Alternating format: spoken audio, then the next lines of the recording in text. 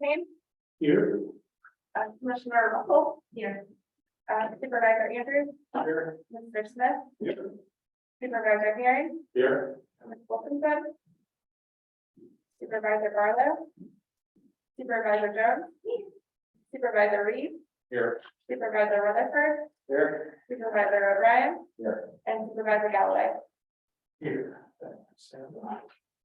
And we have anyone participating electronically for the city, correct? So we will right to item number 2, matters from the public. And we do have folks here who would like to speak. To remind, we will have you come up. You will have 2 minutes per person with time. So staff will be timing that. I do ask that if your comments exceed the time limit, you please stop the comments at when your set time is up, and surely the commission will not have an issue with you submitting a written statement. If there's additional information you want to provide that we're unable to say, and we'll be happy to include those comments. So with that, who is here to speak from the public? Sir, if you'd like to come forward and state your. Yeah, you can step up to the podium.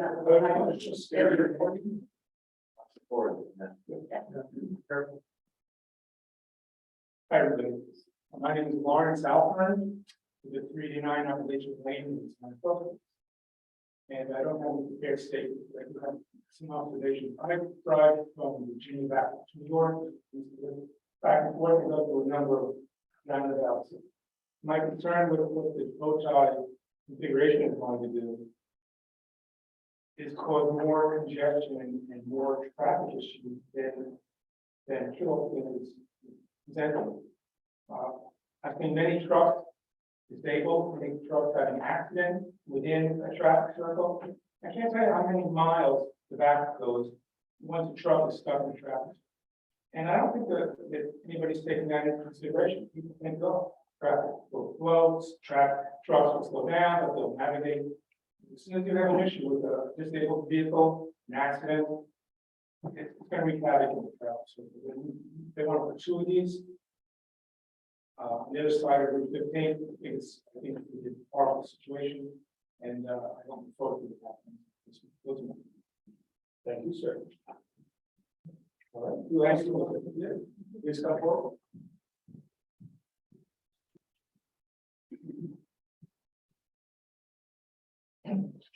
Good evening. My name is David Eames. I live at 325 Control Lane in Crossroads. In fact, we're kind of neighbours in Spring Creek, and we're all a lot concerned about the bow tie configuration. I'm a former member of the Spring Creek Land Development Board of Directors. 2 years ago, I was on that board for 2 years, and I'm a retired aerospace engineer with 40 years experience in the early stages of the design process. And my concern about what's happening here is the design process and the lack of a rigorous analysis of alternatives.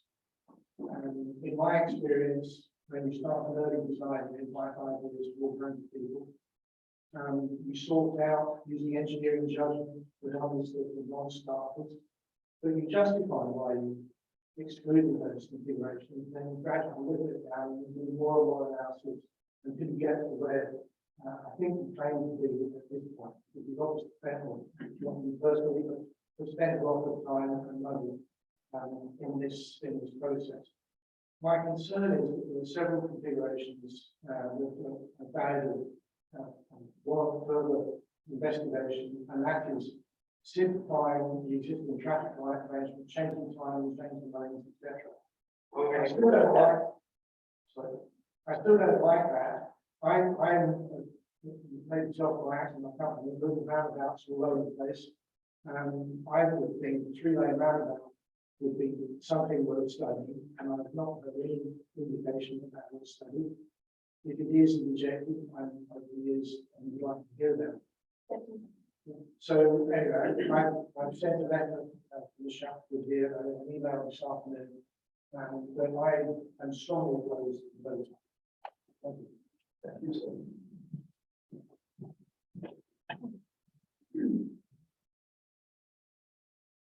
evening, ladies and gentlemen. Bob Aviat, 303 Church of Charlotte Lane in Design Crossroads. So wonderful to be here, especially on this side of the aisle. I have in strong opposition to the bow tie for a number of reasons. I think Sandy and some of you have received a written report from our 40+ year VDOT veteran, Robin Antonucci, that gives a much more explicit and detailed report about all of the different ramifications and problems. I'm going to summarize some of them. First off, we feel the study was incomplete with faulty data. The consideration of traffic was only taking place between the years 2014 to 2018. When asked VDOT why they didn't do up to the current, they stated that, well, because of COVID, did have implications on traffic. However, they neglected to say that during 2014 to 2019, the double diamond was being built, which definitely had an impact on traffic also. There was no input from any commercial, at least there was no input asked for. Sandy, bless her heart, she went out admirably with an email request to seek comments from everyone in the area. Unfortunately, of the 758 homes in Spring Creek, only one resident got it. Several people on the committee, Rachel, myself, and Robin, never got an idea of the email until we found out later on. The design itself, if you really look at it, it comprises two single lane roundabouts in which two or more lanes of traffic are trying to enter. It just doesn't seem that would be working at all. The smart scale scoring is ranked 28 in smart scale, yet it's being fostered in priority 1. Doesn't make a lot of sense there. Time? 15 seconds. Oh, I got it. Okay. The legislative liaison session every year with the Board of Supervisors of the county. This is, I'm told, going to be on the agenda to discuss it from their level. Thank you.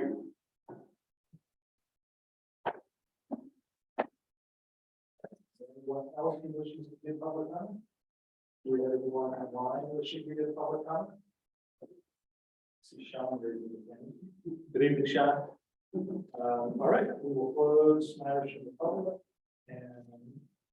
Actually, there was that this gentleman referred to, but there was one comment received via written electronic communications, hard copy in front of you, but that will also be recorded as part of the public comment. All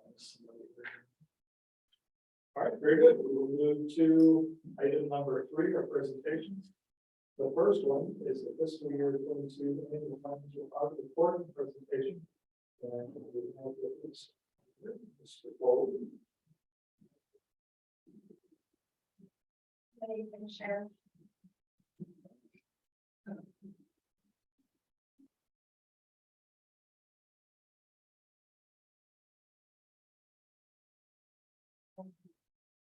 There's you can stop there, so you can see. If you don't mind, sorry. No. There you go. Good evening, everyone. My name is David Foley. I'm a partner of Brothers Farmer Cox Associates, and I was the audit manager and partner in charge for the commission's FY22 audit.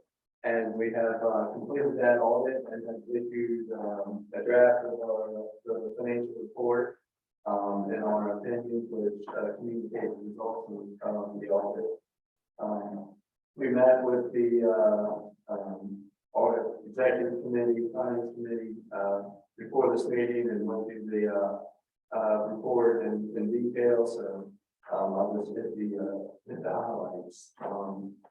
So the audit that we do for the commission really has 3 main pieces to it. One of which we audit the financial statements to make sure that the commission financial statements have been prepared in accordance with generally accepted accounting principles. The other 2 pieces of the audit we do in accordance with government auditing standards, one of which is, in addition to just looking at the numbers themselves, we review the commissions and internal control that has over financial reporting. We'll test those controls. And then the third piece of the audit is the federal compliance piece. So for the major federal grant programs, there are various compliance requirements that the commission has to comply with when it's carrying them out and spending its federal grants. So as part of the audit, OMB provides a compliance supplement that lists all those various compliance requirements. So we go through that as part of the audit and make sure that the commission is complying with those grant requirements. So those are the three main pieces of the audit that we do, and as such, included in the financial audit, financial statements. So there's three different reports from us which communicate the results of the audit. The first is towards the front of the report, and that's our independent auditor report. In this report we state we did perform an audit on the commission's financial statements, and this is where we issue our opinion on the commission's financial statements, and we have issued an unmodified opinion on the commission's financial statement, which is the Greene's opinion in order to get on the set of financial statements. Basically, an unmodified opinion means that the commission's financial statements have been prepared in accordance with general accepted accounting principles. The other two reports from us are in the back of the report, in the compliance section. The first report back there is our report over the commission's internal control as over the financial reporting. This report was clean as well. There were no significant deficiencies or material weaknesses noted in the commission's internal controls as over financial reporting. An example of a good control that has in place, part of the audit we go through and make sure the financial statements are adjusted in accordance with GAAP. And a lot of times you go through an audit, you'll find things on the books that need to be adjusted so that it meets the standards. And as part of this audit, we had no audit adjustments as part of the audit that we did. So meaning that the commission's books were already adjusted and reported the way they should. So again, to go through an audit and have no audit adjustments made to the books speaks to the strength of the internal control that the commission has, and just the strength of the finance team in general. And then the third and final report from us is our report over the commission's compliance with its major federal grant programs. This report was clean as well, no significant deficiencies or material weaknesses were noted in the commission's compliance with its major federal grant programs. Also, no other items that did not comply with this part of the audit. So again, all three opinions from us were clean. Again, a clean audit again this year. But that's all I have. But if you have any questions, anyone have any questions? Well,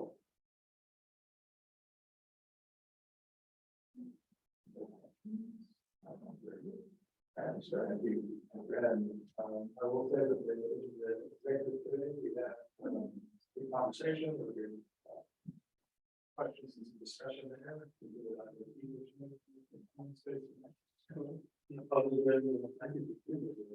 Wanted to see a clean one from the representatives going on 2012. We are serious about it, and some of the folks as well. Very good. Thank you, sir. Thank you. He made it riveting. Then I moved that as an action item. We don't need presentations, but who's present for that? The Executive Finance Committee of the Commission recommends a motion to accept the FY22 financial audit as presented. So moved. Second. Second. Okay, that was first and second. Please follow. Councilor Payne, Yes. Commissioner Russell, Yes. Supervisor Andrews. Yes. Mr. Smith, Yes. Supervisor Herring. Aye. Supervisor Jones. Yeah. Supervisor Reed. Yes. Supervisor Rutherford. Yes. Supervisor Ryan. Yes. And Supervisor Galvin. Yes. Very good. Thank you very much. Thank you, sir. Good evening. We will move to the second item on the presentation, the body quarterly presentation update.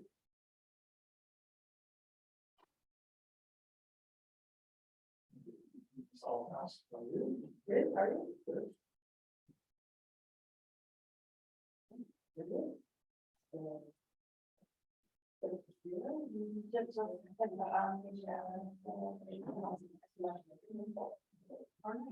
Hello, everyone. My name is Lori Althouse. I'm the Bonding Program Director of TJPD. Today, I'm going to provide you with a quarterly update on our project and also the grant application that we have. Many of you know about this project, but I'd like to move the slide up. This is our picture of the RISE project. And this is Firefly's Regional Internet Service Expansion Project. You can see the 13 counties that this project covers, and it's a 36-month project and we provide universal broadband coverage in these counties. To provide the numbers, again, just a reminder, you've seen this information before. It is a $288 million project, of which $209 million is provided by match from the utilities and from the counties. So it's got a very, very strong match for this project. There's 13 county partners. We have 4 utility partners who are participating in this project. This is for 3 years. And the end result will be 36,000 businesses and residential housing will have broadband capacity in those places. So it's a very exciting project. Just some quick highlights. Since we were here before, it was August 4th, and we provided a presentation on this before. We've executed all agreements. So there was a lot that we had to put to paper and sign for this project, as you can imagine. So we have our contract with TJPDC, which is the primary contract for the project. We also have an agreement with Firefly, and then Firefly and TJPDC have 13 what we call three-party agreements with all the counties. So they're all in place. They identify what we're going to be doing together and our responsibilities. The other thing that we've done on September 8th, we had a stakeholder kickoff meeting, and we had everyone there. We had DHCD represented. We had our 4 partners from our utilities, and we had representatives that we invited from all counties. It was a great meeting. All utilities provided updates on their parts of the project. We talked with them about the administrative role of TJPDC and what's coming next. And it was well received. We got a lot of great feedback on the meeting. Our next meeting, we're going to hold another one on December 1st. We also now have a web page. If you go to the front page of TJPDC site, you scroll down under community and click on the word broadband, you will see a lot of information about this project. It has information on the overview, it has the maps, resources, news releases we've done on the project, and most importantly, it has a link to Firefly's website, which is where all the details of the project are held. So the most important thing that we tell people is to go to Firefly's website, to bring maps in, to bring updates into all parts of the county. So that is going to be a new source of information for this project. Another thing that was a lot of fun that David and I did, we went out on 2 site visits. We went a site in Houston County and a site in Albemarle County to see the work. And that's the requirement for us by DHCD for our contract is to go out and go to see the broadband, see the activities of Firefly doing. Club One, I would offer an invite to like to go and learn so much about broadband. I know a lot about grants and administration and those types of things. Being on the field is really exciting to me. So we take pictures. So we have a lot of pictures of our projects. We've been a lot of fun. We've had nice days. We went to see a hut.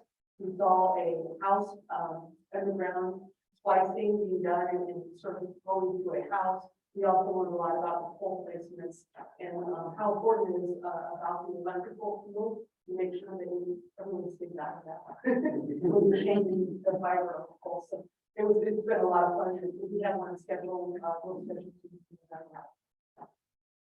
The other thing that's really about the project is every month we have to provide data to DHC through their system called CAMS. And so we gave our first report in October, so you can see that the data on the slide.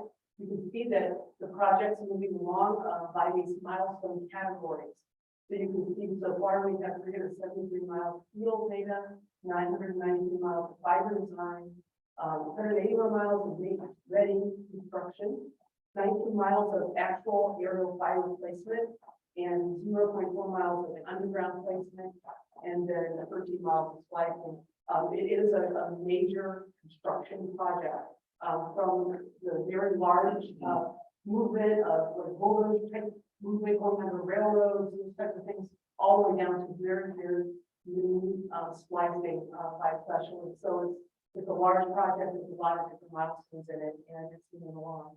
The next steps, we're working right now on counting for the DHCD.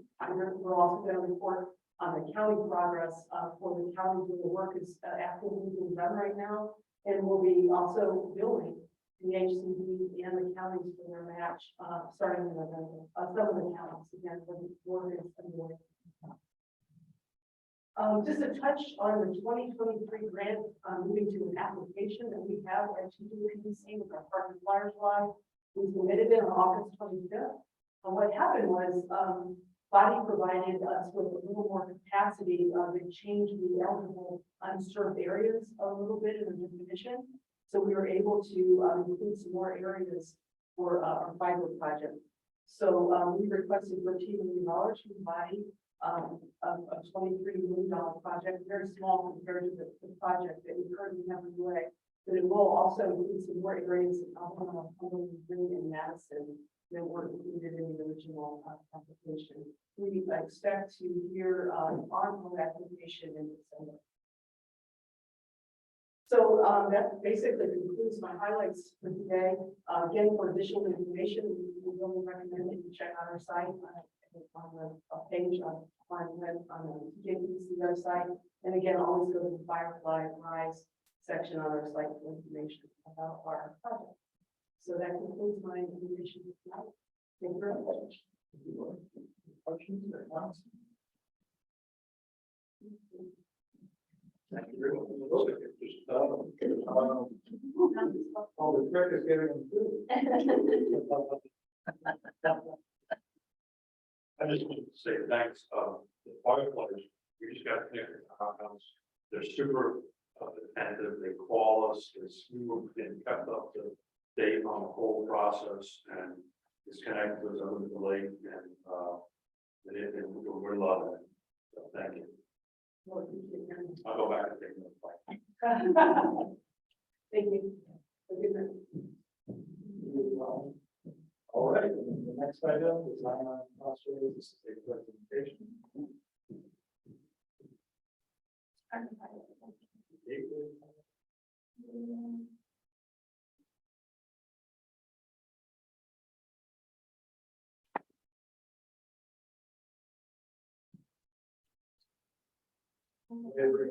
to be clear, mostly there's a public comment. It's not an action item, it's a presentation. That's what I'm to receive the information that was mentioned by two boards that are involved with that. But if anybody has additional questions about the process, there's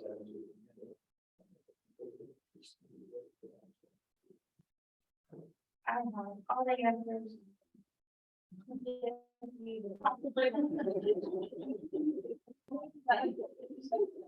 thank you for giving me an opportunity to put out the background service gateway plan this evening. Supervisor Jones would also be happy. The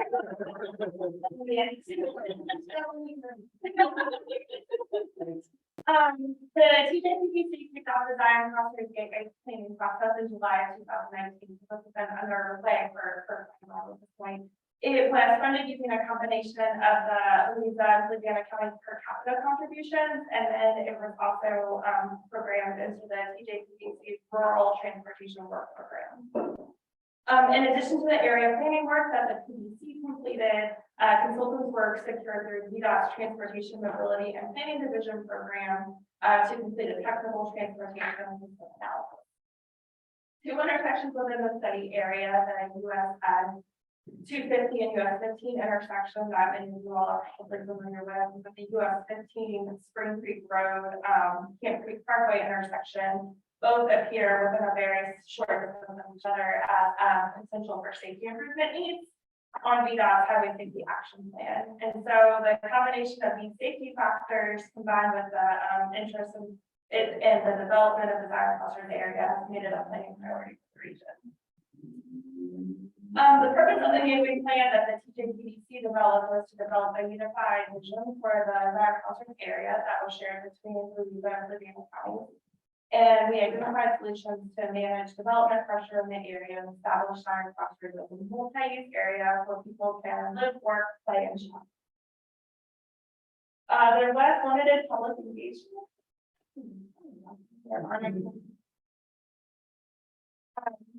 There's limited public engagement for the development of the gateway plan because this kicked off Louisa County had just completed its 5-year update of its comprehensive plan. So what we did was we conducted a survey of Fluvanna County so that we could receive similar feedback in Fluvanna County to what Louisa County had received through its comprehensive planning process.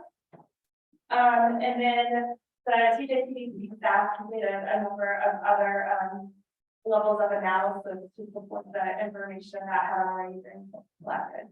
So that included a review of previous plans that have already been developed and the existing conditions, which is things like zoning and infrastructure in the area.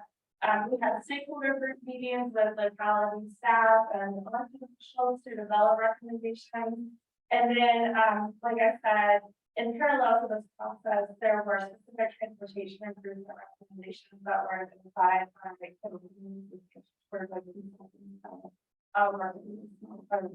gateway plan.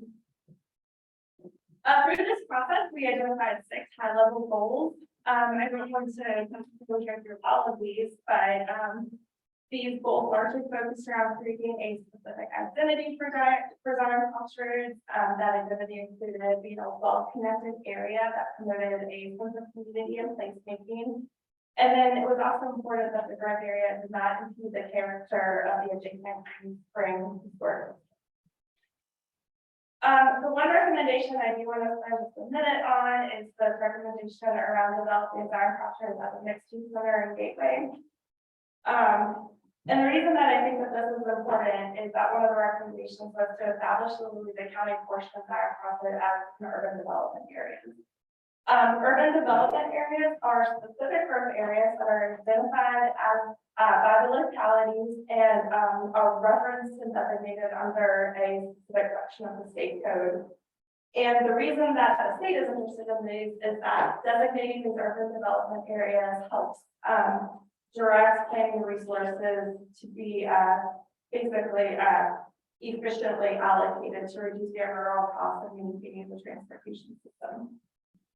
While Louisa County has identified Bryan Clusters as a growth area, it has not gone as far as to formally meet the state code requirements so it's formally designated as an EDA under the state regulations. So in order for, the reason this is important is that in order for transportation projects to be eligible for funding through a program like Smart Scale, they have to meet a need that is identified in the state's transportation plan. So that means that for a locality like Louisa County and Fluvanna County, a lot of the needs that are going to be eligible for Smart Scale funding is related to safety. Because they're outside of the MPO area, they're just not going to be able to compete for some of those funds that are more targeted for those MPO areas.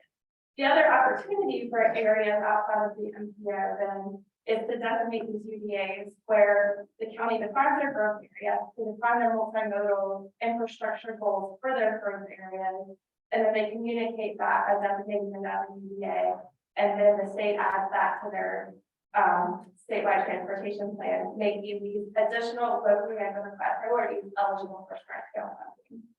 So because the way the county is already defined as a growth area, there's a really good opportunity for you all to be eligible for additional funding by taking the next step of the unit under the state position. All right, so that's basically the work that the PDC led as far as the project. This next session is just a review of the actual more technical transportation analysis that was completed by the Middleton Associates. So basically, they were making specific recommendations for improvements that could alleviate some of the transportation deficiencies that were identified within the study area. They reviewed 19 intersections, and there was a much more substantive public engagement process that occurred around the development of these transportation improvements. The transportation analysis included a virtual open house, a public survey, a virtual webinar, and a set of 2 in-person public meetings. In addition, public comments are currently being collected on the final transportation improvement recommendations, and those will be provided to VDOT and locality staff. The process that Middleton used to complete their analysis involved evaluating the existing system conditions, which means they looked at the number of crashes that occurred at each intersection and evaluate the level of service at each intersection, which is a measure of how efficiently the existing intersection is operating. The consultants then conducted what's called a no-bill analysis, which is a modeling exercise where they assume a certain level on the roads in the study year based on historic growth rates. So in this case, they assumed that the traffic would increase by an average of 1% per year based on historically how much the traffic has increased over the years. And then they determined how the system would operate in the year 2040 if no additional transportation system improvements were made. 2 intersections showed both a high number of crashes and a deteriorating level of service. And those were the 2 that had already been identified by VDOT as the potential for safety improvements, which are the Spring Creek Parkway and the 250 US. In addition to those, there were 4 other intersections that did not necessarily meet that same level of having a high priority need, but also showed that probably needed to be monitored for future conditions. They were showing that while there were no, not necessarily high priority safety or operational needs at those intersections currently, based on the no-build analysis, it was likely that conditions would continue to deteriorate. What that means is that these 2 intersections at the top, US 250 and 15, and then the Spring Creek Parkway, Camp Creek Parkway, US 15, those were the only 2 intersections that were currently eligible for any sort of state funding through the state programs based on their system needs. The other intersections were basically saying these are intersections to watch and may become needs in the future. But would not currently be eligible for state funding under their program. Kittleson first developed system-wide improvements, so they made some recommendations about multimodal infrastructure, including adding a shared use path along the east side of US 15 with some transit stops. And then they also, these brown dotted lines recommend our new roadway connection recommendations. And what this does is that helps create alternative ways for people to circulate throughout the local commercial area without having to rely on getting back on US 15. So those were some of the system-wide recommendations. The next thing they did was they evaluated potential options to make intersection improvements at the 19 intersections that were reviewed. And so there's a process that they go through, and I realized that you all may not all be interested specifically in all the intersections, but I think it's helpful to understand that this is a pretty consistent process that they go through in order to make a recommendation about what kind of improvements would be helpful at different intersections. The first thing they do is they determine which solutions are potentially feasible. What kind of intersection improvements can we make? Then they use a screening tool referred to as VJAS to estimate the impact of different improvements on the intersection safety and operations.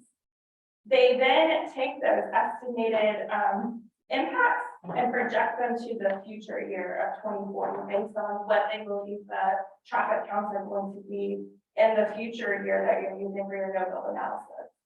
They get these input or outputs from all of the different alternatives that they evaluate, and they compare them against each other. They'll find which ones are most likely to improve the both current and projected efficiencies.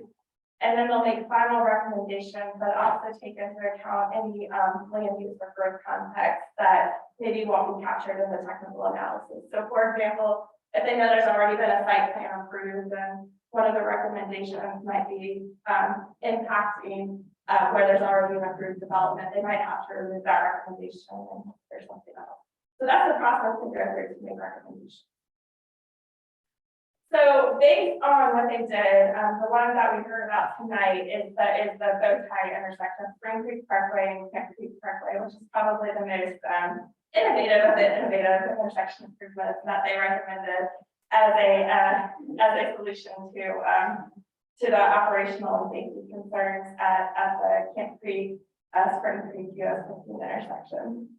The way the bow tie intersection works is that any traffic that is traveling either on US 15 in either direction or on either of these side streets would not be able to make a left turn. So you'd be traveling, let's say you're traveling north of US 15, you want to turn left onto Spring Creek Parkway. Instead of turning left across the intersection, you would make a right onto Camp Creek Parkway. You will go around a roundabout right here, and you'll go back up to the traffic light. You stop at the traffic light, and then you would be able to go through the traffic light to go straight. So it eliminates all the left turns on and off of US 15. It's not necessarily completely obvious why this works, but one of the reasons why it works is that you're removing a signal phase because you're not having to accommodate the left turn lane. So there's a signal phase that you don't have to accommodate, which reduces the number of transitions in the signals. And then you're also eliminating one travel pattern for vehicles. So it eliminates an opportunity for that type of conflict in all four directions. So when they ran the analysis, they actually found that this improved both the travel time compared to the future no-build conditions with the current configuration at that intersection, and also improved projected safety conditions at that intersection. Now, we've heard some public comment tonight. There has been a lot of public feedback that is not in favor of the bow tie intersection. And so there are some alternatives that could also be considered that were discussed in the report. The recommendations for US 15 and US 250 was a roundabout, which had pretty strong support. And then the other recommendations were much more familiar to people. It included a couple more roundabouts, so Spring Creek Parkway, Stonegate, Liberty Trail, US 15, Crossing Point Drive, US 15. And then the last one is a right turn lane going westbound on US 250 on the Poindexter Road to accommodate some of that additional traffic. So really, the reason we did all this is not because we're asking you all to take action tonight, as Supervisor Galloway pointed out, but really it was just to provide information to the localities to help them inform their decision making. So, you know, just to clarify a few things, this is not anything that PDOT will do. They provided potential alternatives that could be considered in any sort of future funding applications that either the localities wants to contribute, and then the work with the TJPDC could be used to help inform comprehensive plans, development of growth area goals, or potentially evaluate policies that implement goals, such as looking at a zoning ordinance to determine if they can incorporate any of these recommendations into any of their codes. But this is really just for advisory purposes that would be provided to the localities for their consideration and for their reference. And with that, I will be happy to answer any questions that you all may have.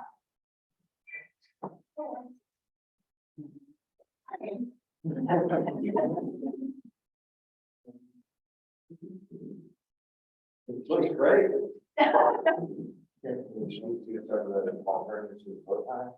Yeah, one of the alternatives is what they call so one of the alternatives that was considered was what they call a quadrant roadway, which is basically you're building a grid of parallel road systems or parallel road segments. So one of the alternatives could be that they refer to was a hybrid. So you're building the bow tie, you're building one of those roundabouts. The bow tie has two roundabouts, you're building one of the roundabouts out to Camp Creek Parkway. And then you're basically building out one quarter of the quadrant to help redirect traffic in another direction, so it's not all being directed through that one intersection. So you would build a parallel corner of a rectangle that would redirect traffic from basically up Market Street back to US 50 and a little bit further north. We're going to talk about what was on 29 Ohio, the overpass. Yeah, it's in the report. There was a lot of public feedback that preferred a grade separated interchange, and there were a number of technical reasons why that wasn't really going to be technically feasible, which included the proximity to the existing diverging diamond, which is another grade separated interchange. It didn't meet that site distance requirements. They would have had to restrict some of the commercial access to prevent people from having to change lanes quickly, which would prevent additional safety concerns. And then also costs have escalated pretty rapidly. So there wasn't really a clear mechanism for funding for projects that would be very substantive. Do you want to say anything else about that? Discuss that as our supervisors and the county staff, and that particular option would not be feasible financially or the space we have in that area. I looked on paper, but we just don't think it would work there, so we have to wait for that really financially. Yeah.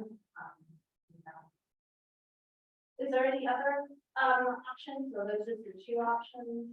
I think we can see that we're really committed in our reporting, but I will say is that I think, you know, you kind of, the way these projects work is you start kind of like with the Cadillac. Yeah. And then you, and then you can start sort of like whittling down from there, you know, what is working about this project, and is there ways to refine it, or is there ways that we can maybe just implement a portion of something still give us something involved with this, so. Here from the residents, the team spoke at what I've been getting, emails and all that for a long time. I think the study's been going on since 2019, I believe. So it is not new, and it continues to out there. But the biggest fear of the elimination of health cards. The other fear is there's nowhere in the world, from our understanding, of this particular traffic pattern has urban crime. And because we have a diverging diamond, which is, you know, also experimental, people feel why is our sponsor is being guinea pig for country, world, in some cases, with this. So the two back-to-back to experimental. One thing that I do like about it, and this is something, if they went ahead with it, they have assured us that if it fails, it is easy to put back. If you look, the intersection is still there, and they can still develop it back into a regular intersection that we have a fallback. But the community as a whole, there is a lot of push now to look at other options. So, you know, I have to say, let's whittle it down, like you said, and start with the Cadillac and try to figure out whatever.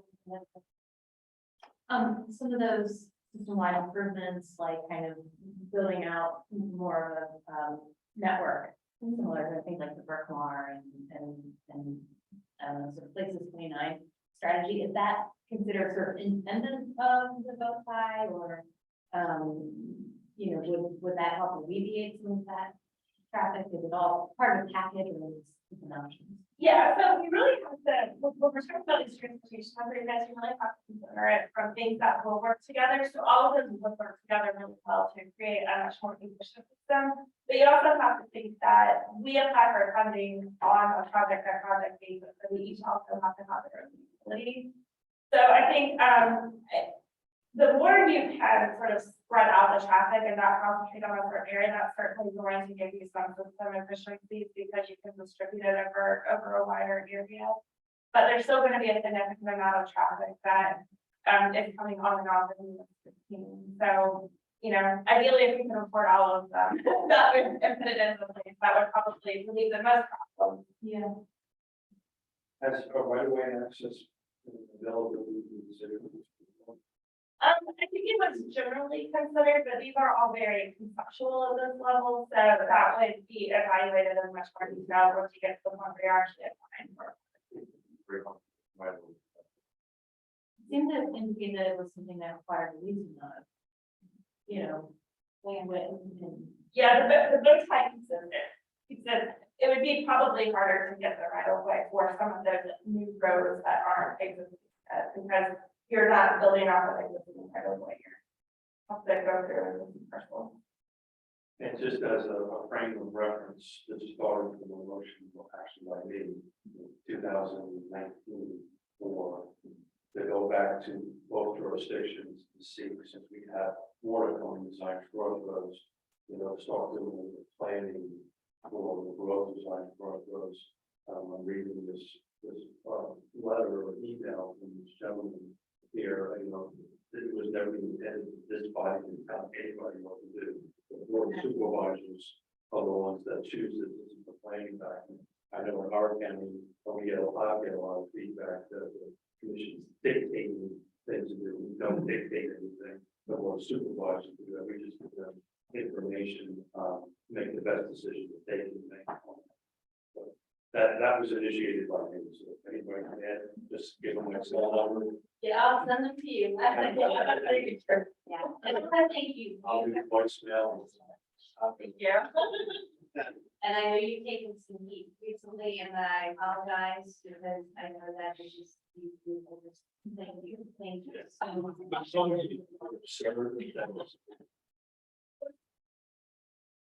I was on. Yeah. I can test especially. If this is the worst, then wow. You're doing good, Stan. Thank you. Thank you.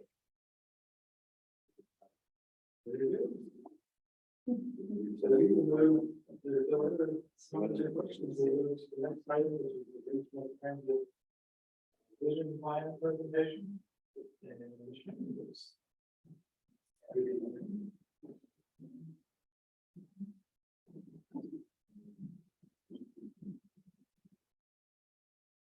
So it's a pleasure to be here tonight with you, share this brief presentation about the vision plan. I'm Louisa Shannon, a senior regional planner at TJPDC, and the project manager for the regional transit planning plan. Today, I'll provide a brief overview of the project and share some of the results, which are 2 transit networks that are being proposed, and they were designed to meet community goals and for transit. The slides that you have in your packet are longer, and that's like the hour-long presentation. I've condensed it, so I'm skipping some slides. So this was a 28-month, $350,000 project. It was supported by DRPT, the City of Charlottesville, Albemarle County, and the TJPDC. We used data and community engagement to establish a single unified long-term vision for transit services in the Charlottesville area. We used multiple strategies to engage stakeholders and the public. Early on, we heard loud and clear that stakeholders wanted more engagement with transit-dependent populations. So we added focus groups, public intercept events, and surveys distributed to transit-dependent populations, among other things. And I'm happy to report that the final survey responded to 25% low income, 50% people of color, and 16% had no vehicle home. Some of the themes that we heard from the community were that equity, climate change, and multimodal access were top priorities around transit. We also heard that people wanted more services and buses to arrive more frequently. So we have a draft final vision report that includes sections on why the region needs more transit, the community's goals and vision for improved transit, data studies identifying areas with high transit needs, 2 service network scenarios to meet the region's transit needs, and a summary of the extensive engagement process and next steps. And today I'm just going to go over a little bit about why the region needs more transit, the vision, like the vision statement, and the 2 service networks that the consultants came up with. So, there we go.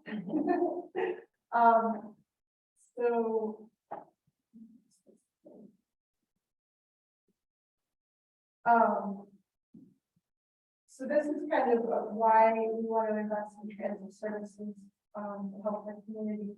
First, there's a real need for it. On average, people in this region spend about 25% of their income on transportation and another 25% on housing. That's 50% of somebody's income. And the US average for households spending on income from transportation is 16%. So we're a little higher than the average. So how many people here think they're going to drive for the rest of their lives? There's no time. But we can't drive anymore. Due to age, disability, income, etc. Public transit is a social safety net. It also increases the attractiveness of the area to businesses as they see the communities investing in transit and systems that give workers more access to employment. It also gives people more access to their businesses. Transit can help reduce individual car trips, reduce greenhouse gases, and mitigate congestion, also reducing the need to widen roads and update intersections, which are quite costly. Transit supports physical activity and encourages people to connect with their community. People are out walking, when they're walking bus stops, they're meeting their neighbors on buses and seeing more of their environment. One of my best friends I met on the bus. And it also provides all members of the community with personal liberty, empowering everyone to fulfill their individual goals and be a part of the community. So with our current bus system, only 17% of drops can be accessed by bus in a reasonable amount of time. I spoke with people in the focus groups who told me that they took three-hour bus rides to get to a minimum wage job. Also, people in the service industry would get out of work after the buses were running, and they had to walk miles home on dark, busy streets or pay for a taxi, which also sometimes is not available. So that's when you see people walking down 29 if they're trying to get home from work, and some of them have to cross that street, and it's very dangerous for them when it's in the night and dark. So based on all the feedback from the engagement activities, we produced the following vision statement: develop, design, and provide transit in the region in a manner that reflects a collaborative, inclusive, and equitable process, representing the needs of both urban and rural areas. This transit system expands opportunities for all residents, equity, reduces reliance on automobiles, multimodality, and helps protect the environment, which is climate change mitigation. So the consultants worked with Pat, John, and the University Transit System to develop 2 kind of scenarios of transit services, and they call it a network. It's a transit network. And the first one is the unconstrained network, and that includes all the services that would meet the vision's needs if money was no option. Yeah. And the constrained network works within a reasonable budget of $35,000 a year. The current pre-pandemic transit budget for this area for John and Pat is about $20 million per year. The consultants recommended that we conduct a governance study to identify revenue sources and the structure to manage and be accountable for the increase in transit revenue. using the model that Central Virginia Transportation Authority and the area could generate, an additional $26 million a year for funding transit. I'm gonna stop here and see if anybody has any questions. Kind of technical and interesting. Okay. So, sorry, is, creating a regional transit authority, is that additional funding just like existing legislation at a state or federal level, changes of funding formula, or is it a new stream of money that comes in? It would be a new revenue stream. So the consultant said that we should look at, Central Virginia Transportation Authority, which kind of just started up. They're in Richmond and they include a lot of the rural counties surrounding them. And they use, is it 1%? A 1% sales tax that would increase the sales tax in this region. And then there's also a wholesale gas tax that is already being collected. And right now it goes to like the big general pot. If we formed an authority, we would be eligible for that funding and we would go to us. And something I need to add is there's already, we already have the authority to have an authority that's already there, but there was no funding attached to that authority. So it would require new legislation in order to levy these. But the ability to have an authority already exists. And that would be, new enabling legislation from Nelson.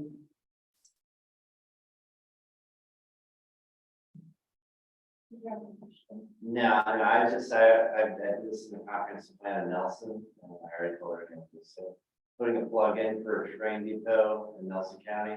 We love trains, great. Pretty much, we're ready, place for trains, I'm all those people. For a long time. So, shipping, there you go, that's why we put that in the budget. Yeah. Should be pretty cheap. We could give. Well, I'm going to talk about alternatives to trains, and we like a train. So this is the unconstrained network. There's the urban area and then the rural areas. And the unconstrained network would expand services to 7 days a week, with buses running more frequently and services starting earlier and ending later in the day. It also has hourly fixed route service from the rural jurisdictions with micro transit zones. So in the rural areas, these blue lines would run every hour, kind of a fixed route going into Charlottesville. And then these like yellowish areas are micro transit zones. So people can get from their door to the bus stop to go into Charlottesville.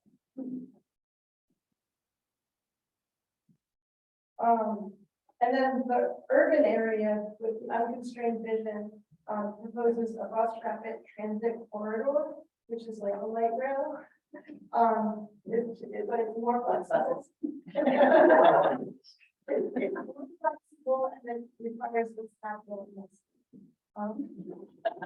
But it's not just the bus. It would be like a design that would go faster than the traffic. And it would be easier to board, and the stations would be further apart. And it would be sometimes 10 to 15 minutes. So, and bus rapid transit would start at the airport on down 29 across town and up to Kansas. And then there are also micro transit zones in the 29 North and Kansas area in the urban and as well.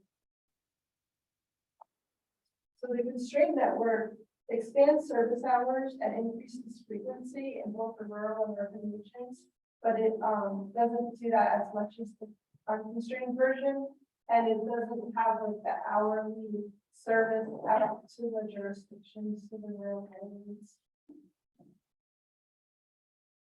So this chart shows that compares the increase in accessibility to employment.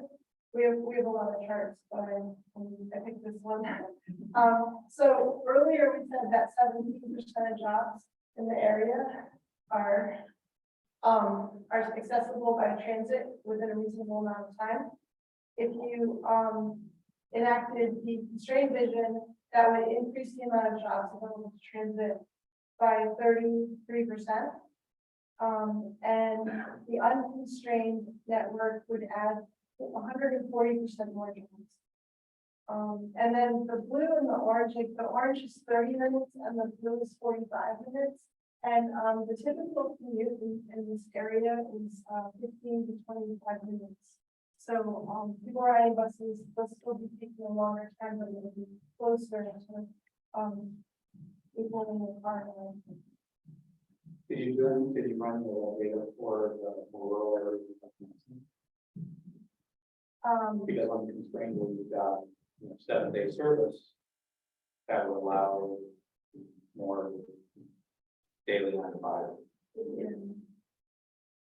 It's not reaching an additional like geographic area though. So I think that the analysis of how many jobs we reach was based on the geography, but it would provide a lot more frequency of service, which would meet needs in a different way.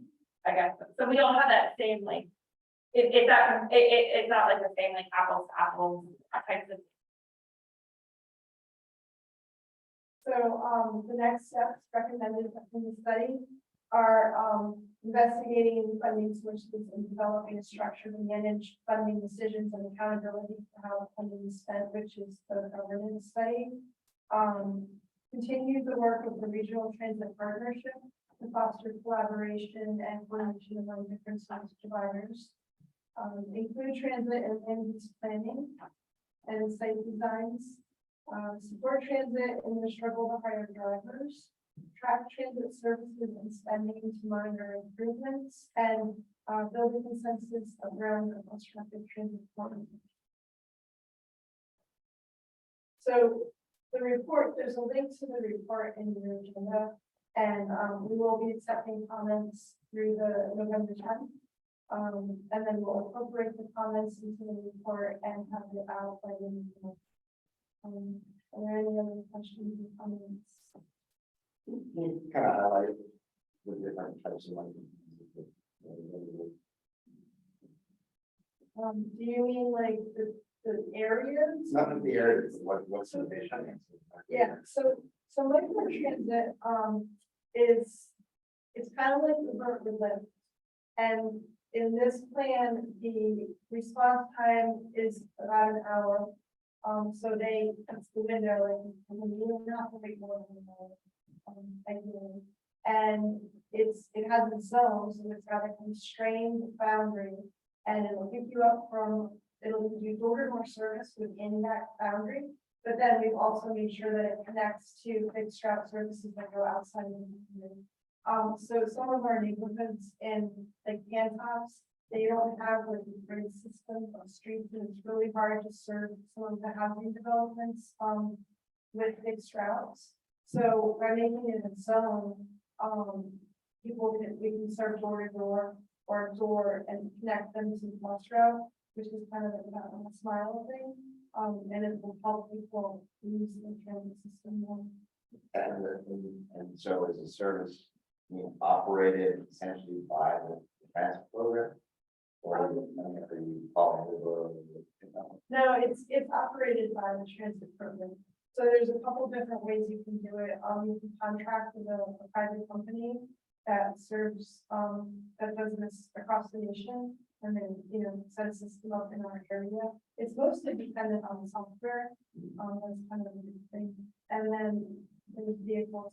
So right now, we previously did a study for Albemarle County, micro transit, and proposed 2 areas to get micro transit, which are the areas in the urban area, 29 North and the Panhandle area. And CAT received a demonstration grant from the RPC, and Albemarle County put in money in to help manage that. So there are plans in the works to implement that in this area. It's just, it takes a long time to get vehicles if you don't hear it. Were you able to look at some of the programs that those directly involved in the area? Yeah, we did. Maybe was that was one of the, you guys with feedback, was practical. I think you mean as a part of the Albemarle comprehensive? You're just saying, yeah, I'm gonna go where relevant to the taken. Use from this one. Yeah, I think where the Albemarle County, project right now is in the steps where they are actually having a consultant analyze all of the different options that they can take in order to determine how it's going to be implemented or who is going to implement it. So I think they're looking more broadly at what's happening in other places, what kind of changing services are there, what would it take for CAP or DOT to operate this. So that's the stage that they're in. That wasn't necessarily a part of the vision plan, but it is a part of the.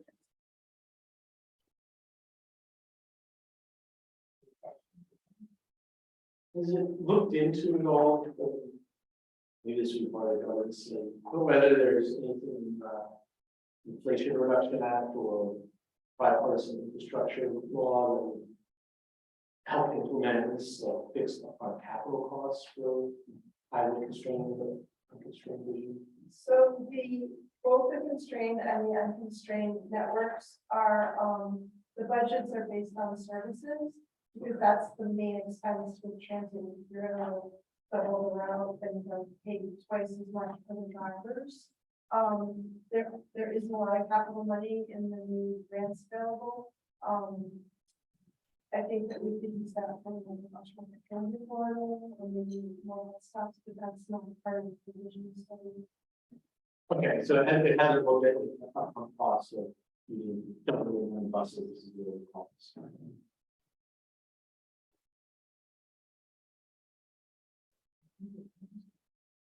How does this dovetail into the governance?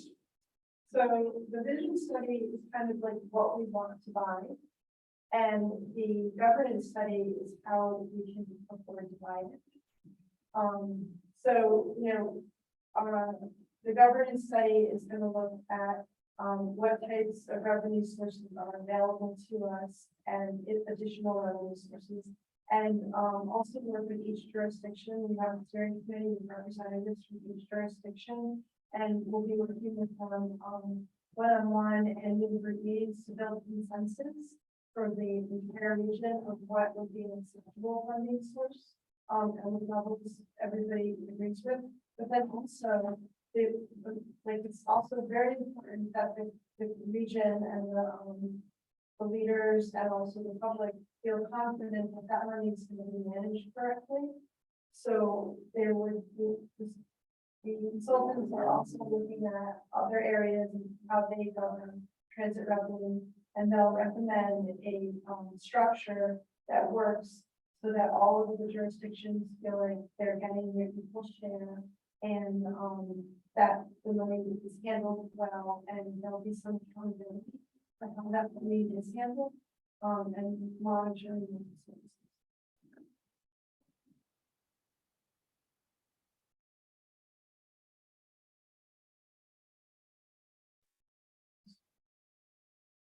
Into the outreach that we've done, sort of see them, kind of tail end of the main scene in the engagement side, where people that they.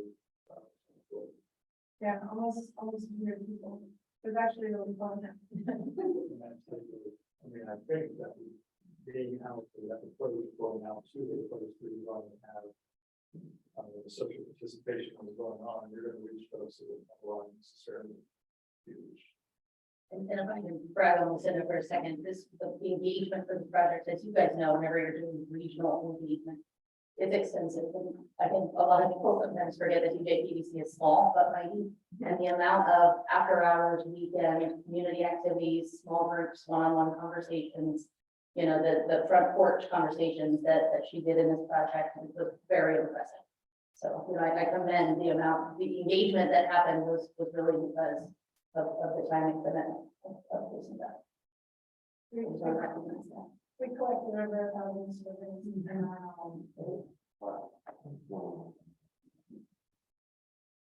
Great. Thanks. Okay, so we'll move now to the number 4, the consent agenda. The only item on consent are the minutes of October 6th. So are there any corrections or additions to the minutes? Seeing none, motion to approve. Motion. Second.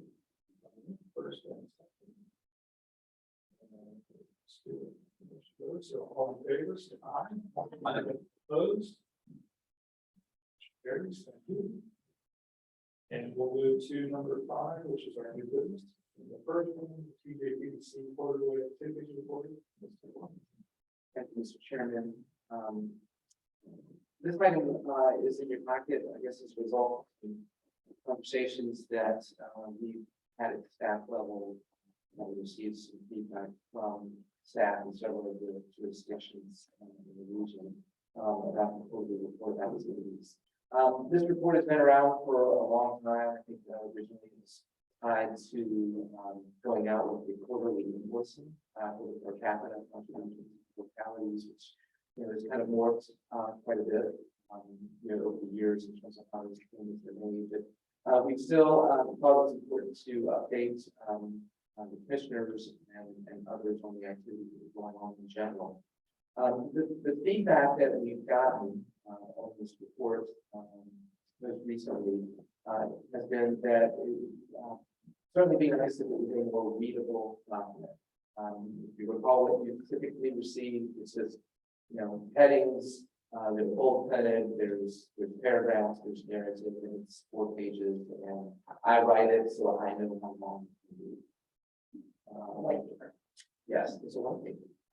The other suggestion was that, well, it would be nice if there was some more specific information as it relates to the work that's going on in each individual locality, specific activities that are taking place. So we had several meetings here, staff to talk about that feedback, and I think we're able to come to the conclusion that from a capacity standpoint, to be producing something and then updating on a quarterly basis that was very specific to all of the work that's on each of the individual localities was not something that we could pull off. Something that may be more appropriate to be an annual report type of thing, which we have not done here in TJPDC for quite a while, but it's something that we will remain under consideration. So anyway, what you have before you, and again, we wanted to bring this to you and show this to you and see if you had any feedback for us. It's kind of this first stab and we've taken at it. Is what we hope is a more visually pleasing document. We try to use some different coloration, fonts, and font settings. Used bullet points to try to be more concise in what we're providing these updates. But I think the most important thing that this tries to do in response to the suggestions that we got is, if you look, like the person that had the mitigation, or you can go to wherever. Yeah, that's we try to for folks that may not know what all of these different programs are. What is a 2 or 3 sentence description or summary or a little bit of history about the program? What does it do? And I really see if we continue something like, in this kind of form, that's going to be in every one. And then those bullet points would be used to provide updates to those activities. And certainly, again, backing up into those descriptors, we would want to say this is something that all of the localities are impacted by, involved, or this work is being done, like the NPO, it's Charlottesville and Albemarle, these other things that we will list the specific counties. So, want to compliment Sarah on our staff, who does a good bit of our communications work. She was part of our meetings and some of the artistic work into this. And when she showed me, kind of this final draft, I was pleased with it. But again, we wanted to bring this to you all, give you a little background on the feedback that we've gotten. We know that the localities use it differently, or not at all. But, we know it shows up in some board of supervisors. But we certainly want it to be something that if you choose to use it, is efficient and effective and just easy things to use. So, if there's any feedback that you have, you like it, you don't like it, suggestions, we're glad to hear that, or if you think of something maybe that shows, we'll be, we do it at the end of each quarter, so by the time January rolls around, we'll start putting pens and paper together. Oh.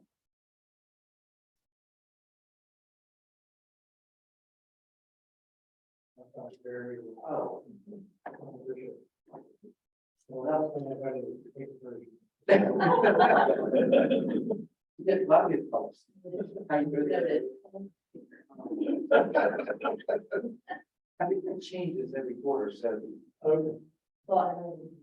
Make sure that Black one especially, really. Recently, I had a meeting, with the school staff, and also one of the topics that came up was, and in some localities, were given an authority of the 1% sales tax increase. In the locality, typically there's a school CIP thing. Has anybody else done that or does that? we pursued it. You were not connected to it.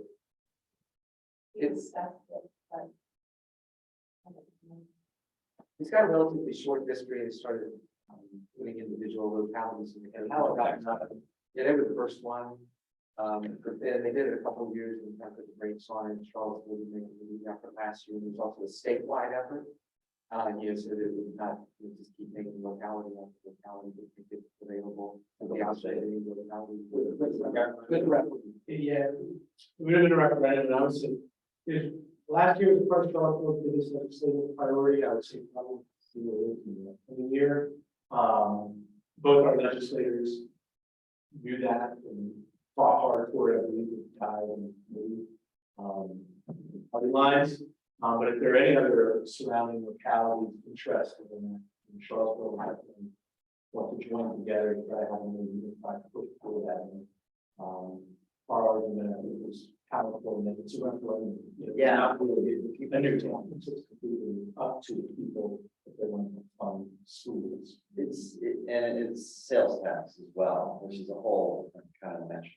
It's not, you know, the only reason why we bring that up is not, and this is between round table and stuff, but yeah, I mean, that's such a huge piece of where we're struggling. Also, how do we fund $50 million in school? That was it. Okay, so that does exist. Yeah, and there's a position in support of that for the city legislative program, and I'm bringing around to you all. And yeah, I think it'd be a renewed effort in assembly. Statewide. Or whether it's statewide, or whether, you know, Charlottesville puts in an individual bill or something that happens to, it'll be discussed. Do you know if it's in the VACO program? It is. I believe it's in both Baker and. So Baker and the acknowledged support of it. Okay. We can though. Easiest way to do it is have our way. So we can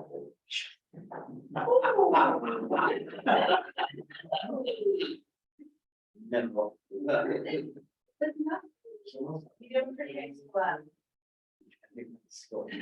Got paid for it. So people bring things, get that. We were in back. You're also Yes. superintendent, might remember a few things about it. I'm sure it'll be different. Nelson and Charlottesville do 10 million a year, which would cover the cost of 50 million or over 50 million. Where they should go in the school, so it'd be pretty transformation. Well, other comments on the.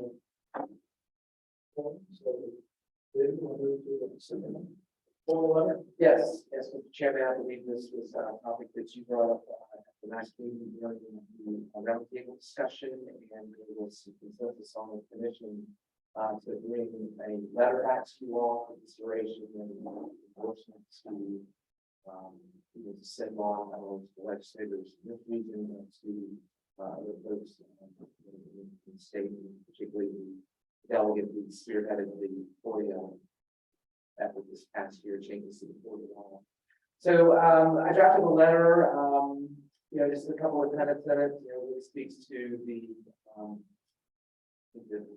success that local governments believe that they have seen with regard to public participation, with the use of electronic meetings, as well as benefiting those who actually are sitting on those bodies that business. We noted particularly the advisory boards and committees that legal jurisdictions have, and the number of meetings that they have, they are also limited. As your governing bodies are, and the number of virtual meetings that they can have per year, that's 2.25%.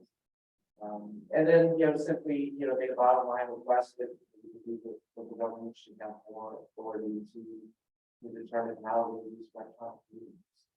After that flexibility, while still, following the laws. So, appreciate the chairman taking a look at the letter, before it was put into the packet. So,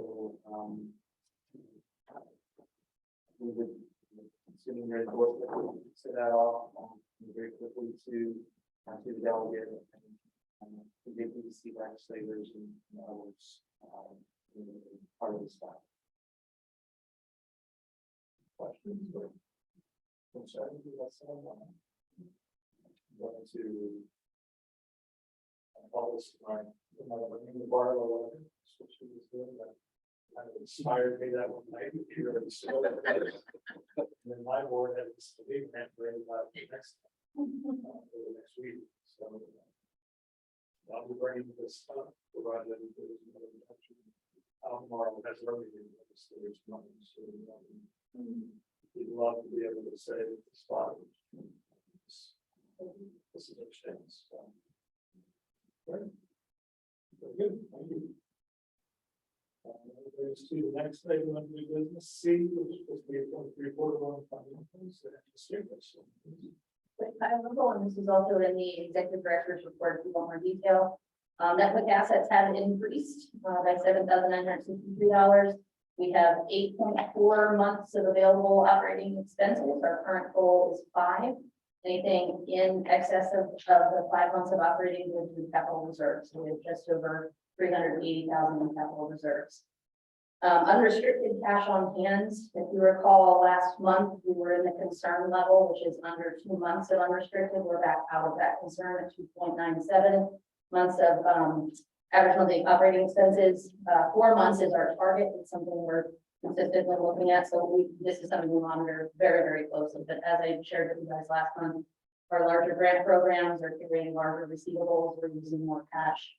It's just taking a little bit longer, especially with those that are quarterly reimbursements. So that's probably the cause of that. Our net gain in September was just over 7,700. So we had a good month of September. Our year-to-date net gain is 24,000, just over 24,000. So we're in the green so far this year. We did have a budgeted net gain of 0. So we're in good shape. For profit and loss, total income for September was 320,000. We're about 25% through the year. We have received 13% of our revenue because a lot of our revenue was not anticipated to be received in the first quarter, especially related to body. We knew that there would be some time before we would be getting that. And also Omar, that's another one that we're standing up that program and getting ready to submit annual action plans. So we won't receive revenue until the second half of the year for that one. As of our balance sheet, current assets and are at just over 1.69 million. Total fixed assets 35,000, giving us total assets of 1.7. Not a lot of change there. Total equity has increased at 91,564. So year-over-year. So that's not. Let's see, accrued revenue. That is one. Each month we put in the accrued revenue reports. So you guys can see how we're spending down each of those grants over time. We have 1.64 million in grant funding remaining this year.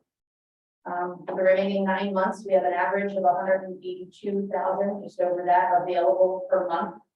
Our 12-month average of expenses is 112,000. So that shows we have ample resources to be able to pay our operating expenses. The difference between those two is pretty large because a lot of our programs right now are multi-year. So any funding that we don't need, we can roll into the next year to cover the following year's expenses. And then that's all I have. Questions? All right, this is an action item, so we're going to accept the board of financials. I'll make that one. Okay. Second, all right, we have the first and second and third seven. All those in favor, say aye. Opposed? Thank you. And then the next item, we have the regional housing partnership. Regional Housing Partnership is a 21-member advisory board. 8 of those members are appointed by the Wilderness Commission. There was staff turnover at the Workforce Investment Board, and so there's a new recommended workforce development representative on the board. So we would recommend his name is Kenny Allison, who's the vice chair of the Workforce Investment Board. He has attended several meetings. And so we would ask you all a motion to appoint him to the Regional Housing Partnership as workforce development representative. Mr. Chairman, I'll make that motion. All in favor, please say aye. Aye. Opposed? Very good. Here's Mr. Allison. With the chair, yes, good.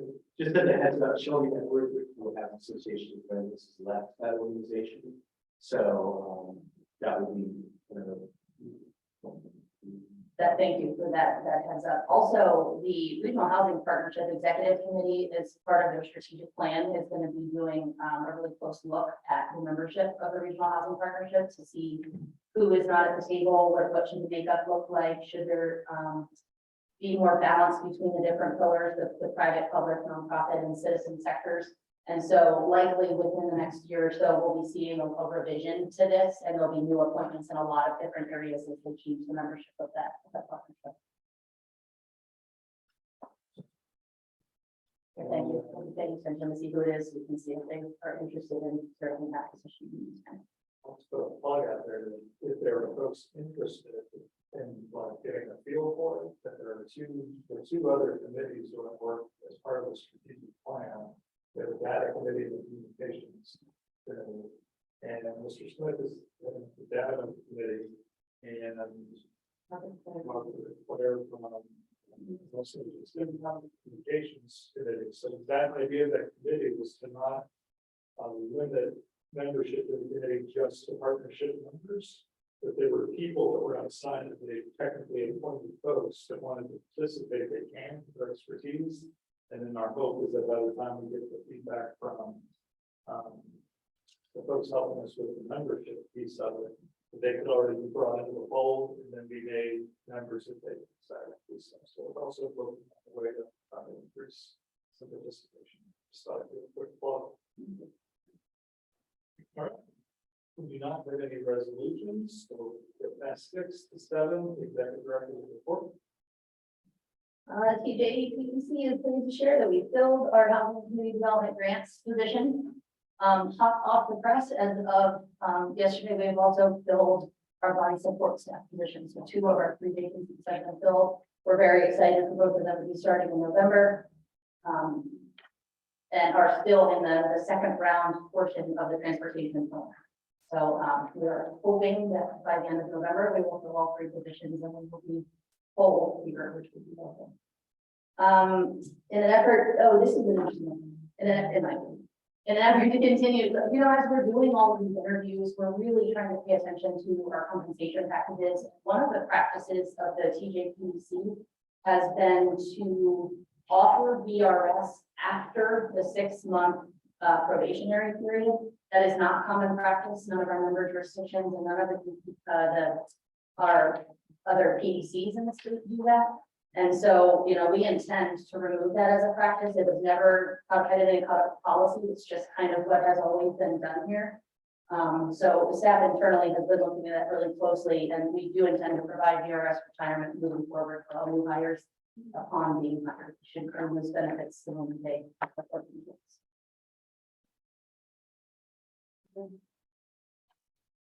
And then the next administrative one. We giggle because I asked them, should I take this one out of here? But staff is going to gather for some fun holiday stuff. We're going to be doing some team building activities, and we're going to actually decorate gingerbread houses. So at your next meeting, we're going to bring them here, and you guys are going to vote on different categories. So like best urban design. So it's just a fun item that hopefully you guys can come in person, and we'll bring some holiday treats and you guys can support some of the fun that we're having. I mean, I don't know if you really have to. Yeah, really pretty good. What is your designation? I'm gonna do. Regional housing partnership, as we talked about, the strategic plan was recently passed. I did want to highlight that the December meeting, will include Delegate Sally Hudson and, in an effort to engage our elected officials and talk more about some local regional, state housing initiatives. So I think that's an important conversation to highlight. Home art, many of your staff have been working with us, some of your boards have heard from us. Home HUD just recently released a notice that they are setting a definitive deadline for the receipt of the allocation plan in order to be able to draw down on home funds. That's in March. And so we are working to get from all of your staff what your priorities are for spending of your home art funding so that we can create that allocation plan. It'll come back to you all as a commission, likely in the February meeting, with a public hearing, so that you all can review the draft application plan and make sure we have public feedback on that. Housing preservation grant, very exciting. We were awarded the full amount that we applied for, which has never happened here. Because it depends on how many applications they receive, how much funding you're actually awarded. And so generally our home funding is somewhere in the 130 to 150,000 range. We're awarded 250. So that's exciting to be able to put some more resources out into some of these emergency home repairs and funding into our community. For transportation, safe streets for all, the only thing I wanted to highlight on for that is as a part of our application, we were working with VDOT to see if we can get some state support for their highway safety improvement program to kind of lower the cost a little bit. They were willing to dedicate funding to do some of the crash analysis. And the exciting thing is that even if we're not awarded a Safe Street for All grant, we will still move forward with that work with VDOT. So that's really exciting for us. Did you want to say anything about the long-range transportation plan? I didn't have notes for that one. Just that it has officially been named Moving Forward 2050, and we're still working with OEB to identify metrics to use to prioritize projects. No, I'll shout out there to both Albemarle and Charlottesville because I contacted both of their economic development offices this afternoon and they both returned my emails within like half an hour. So thanks to y'all staff for being very responsible. And then the rural transportation program, staff here at TJPDC supported Nelson County actually in a Louisa grant application, so that they can conduct a smaller area communities. Mobility management, this is new for us. There is funding out of the FTA through DRPT called 5310 funding, is what they call it. It's to have a mobility management program within a region. In the past, John was recipients of 5310 money. We have learned through John and through the state that it was never really a robust program that took off. We are exploring that funding. John is no longer going to be applying for that. And so it's really uncommon for mobility management to be funded to direct transit agencies. Generally, it's a community services board or a regional planning body like the Council of Governments or Planning District Commission. So we've had a couple of conversations with the state to kind of look at what the program could look like in this area and what type of flexibility we would have to receive grant funding and build the program over time rather than seek a lot of funding and then hope that the program works. So I'll come back to you guys likely in December with a draft application to see if it is something that you all would support the TJPDC pursuing some of that mobility management funding. I will say this much about it, but you'll get a lot more details from this in next month. Mobility management can do a lot of different things. It can fund operations and capital. Some regions use it to help get, buses or vans to help folks with disabilities or seniors that, are operated by like community service boards like a Region 10 or something. Other regions use it for operating funds to create like a one call center to try to get really streamlined information about transit and transportation options. So folks wouldn't have to call John or call Kat or call, their whatever, their church to find transportation. Instead, they would have this one place where they could go. And then you'd have either a travel trainer or a mobility management specialist help them find what is the best way for you to access what you need to get where you're going. So it's something we're pursuing, and then we'll bring more information back to you guys. It's just new. Title VI plan is a required component for the MPO. We recently had our Title VI plan approved. We expanded the Title VI plan to also include the full TJPDC, not just the MPO. So we'll be bringing to you in December a draft of that. It's not a draft, it's been approved, but that Title VI plan, so you guys can see what we're doing with that. Commonwealth Transportation Board, we have the Culpeper District has a new CTV member, Mr. Darrell Byers. And so staff here met with him and also with other members of VDOT just to do kind of a meet and greet. And, you know, with all of our transit and transportation things going on in this region, we wanted to establish a good relationship with them as a member.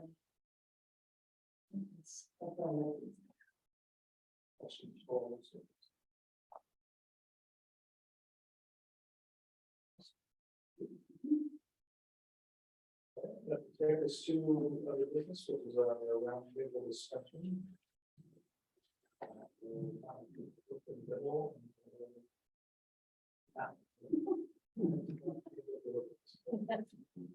Fluvanna was the first one saying, Supervisor Ron. Well, I would certainly recognize this team and there's a whole health presentation was done to our board yesterday with the Louisa Housing Foundation. So hit on.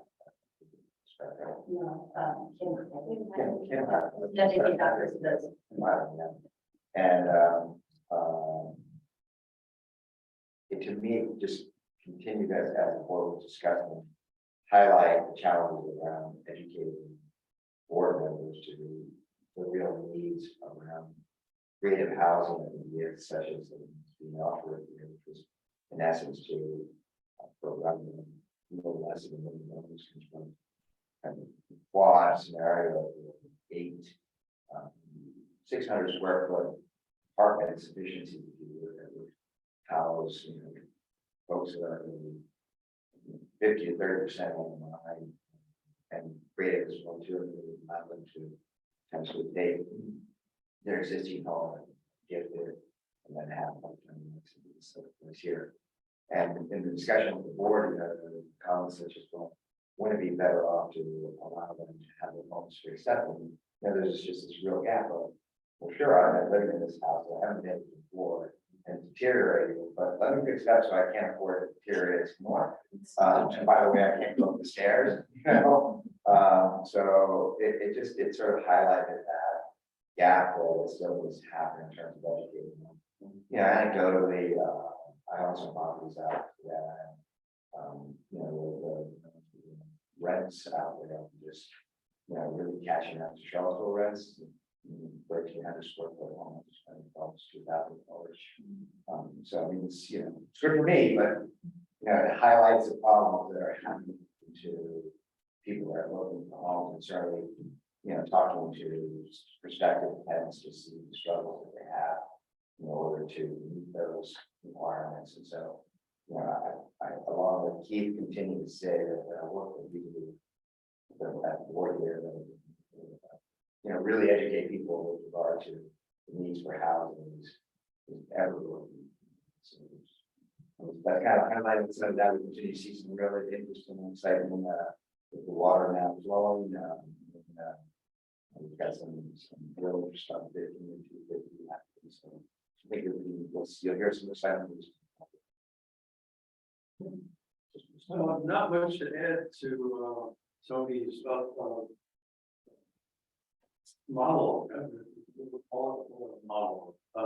I'm really excited about what Ned and I are going to be doing on these road shows to help chat with the elected bodies about what the regional housing department should do. And also maybe help a little bit of education what we do here. There seems to be a little bit of a disconnect, at least in our county, about the commission telling people what to do. We clearly don't do this earlier. I do want to talk a little bit about travel, just do a little personal anecdote to it. Speaking to transportation. My wife is North. She just came back for 2 weeks in North Carolina. The little village that she's from, which is the home base, has 33 houses in it. The brewery celebrated its 750th year in operation. My wife is 2.5 hours away, flew into Vienna, got on the train, took it to the village that was 10 miles away, took a bus to the front of her mother's house that we still own. Never got in the car, never needed to get into a car, was on a bus, and oh, by the way, I'm a white bike. And Austria has 7 million people. Believe that Virginia has 7 million people. I just never understood why we could never get it. But literally, I'm happy to see that we weren't in rent a car. It was pretty expensive, but she traveled all through Austria for 2 weeks and never got in the car. So, you know, we can do this stuff. You know, I do want this.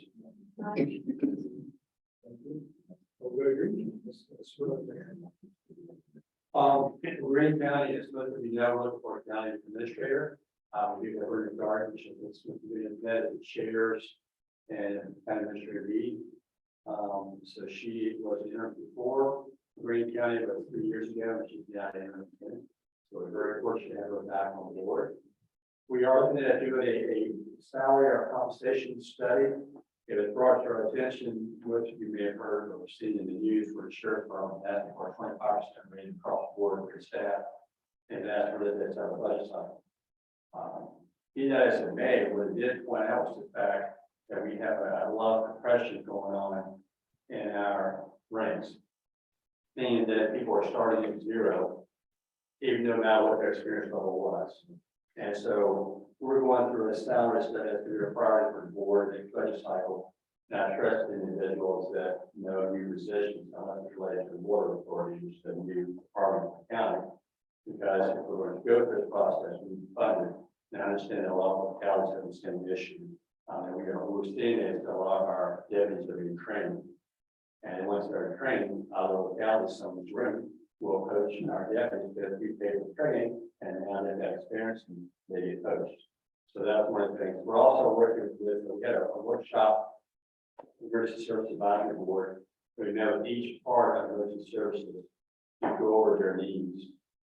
And obviously for us, in a small rural community, you know, getting to, we get that call, 911 call, you gotta make sure that people are answering the call.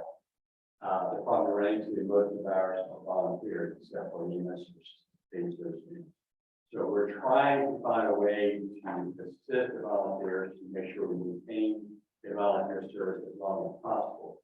We know that's a living battle. We know it's one out of time for paid service, but it's a huge expense for our community when that happens. So we're trying to assist the volunteers as much as possible. We did our committee, and we have to find what can be done, and then we're to present the next board meeting related to compensation for the volunteers based upon certain things.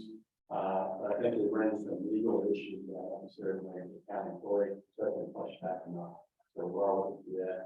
And water authority, we're moving forward, start the process to hire people. So hopefully we'll be in charge of water authority next month or 2. I've heard December, haven't heard much since then, so I'm hopeful we'll be in charge of every weekend work. So that's our hope.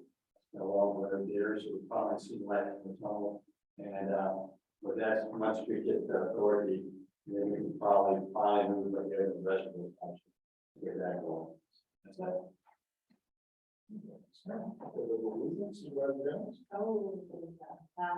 Think we can start showing them. And you all heard a little bit of on the western edge, on the islands. That one out with those five, down in our mineral district, which is like, now we have another commercial project going on down there, which is condominiums and hotels.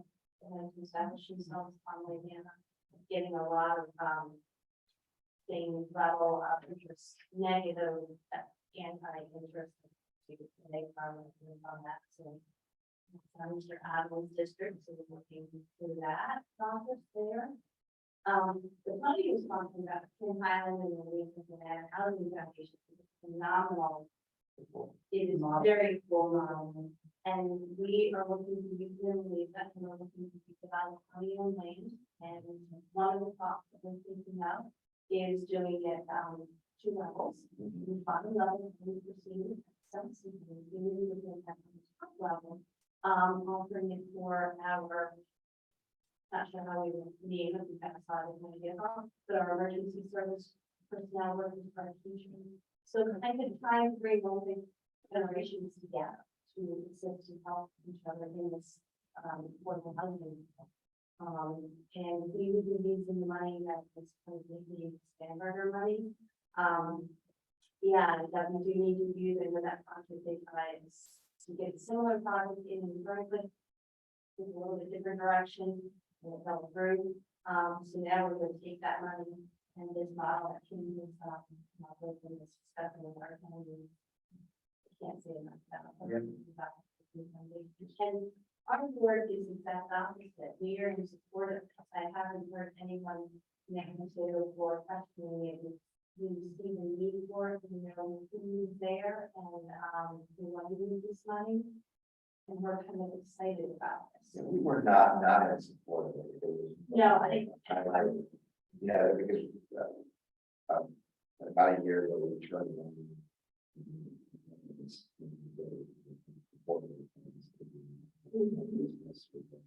and we get into this whole discussion about what is housing, the mix of housing. I think we can that discussion too, especially at the front of that. Like, where do we go from here? And I was just coming on board at that point, and how do we carry this forward? Because obviously that much of helping for us too. And so it's exciting for this to kind of get some root and marketed, I guess, rebranded and hopefully yeah, and it was one of our staff members who kind of got the model he knew somewhere in the market, and there was a similar model up there. And because of the size of the property we're looking at, we have to move different levels. Just a thought of those was kind of one that was like, oh, we like that. For those of you who haven't seen it, the proposal basically will allow people to pay 30% of their income. So if you're talking about a single woman in their 60s or 70s who's, on Social Security, that could be $400. So that's pretty impressive. Yeah. So other than that, I think that how you do your color is what you say right down.